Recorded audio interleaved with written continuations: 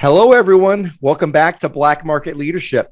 If you're listening to this podcast, I'm always interested in strategy. I quote Sun Tzu, Clausewitz, sometimes Michael Porter.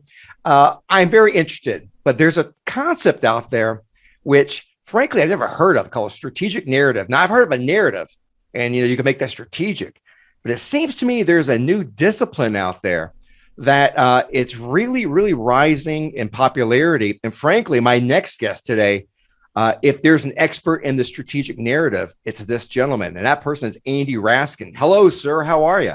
Good. How are you doing, Kevin? I am fantastical. Thank you.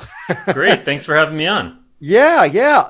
I've been following you, gosh, I don't know, maybe a year, maybe a little over a year, but you have some of the best observations and posts on LinkedIn. And I'm like, who is this guy? Because I'm reading about the strategic narrative. I'm like, what the hell is this?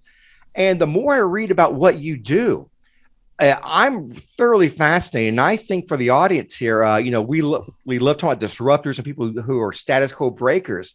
And it seems to me like, you're heading up a new discipline in marketing, and I'd love to just pick your brain and let's let the audience know that that this work exists, and we can dive into it. How's that sound?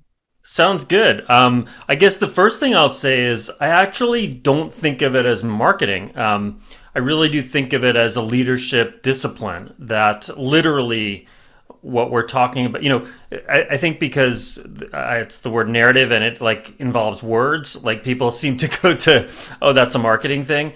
But actually, I think I realized very early on that this is really literally a strategic discipline that we're going to, how do we express strategy? There's a lot of different answers to that. You mentioned Michael Porter. So there's, okay, you can do a big presentation about the five forces.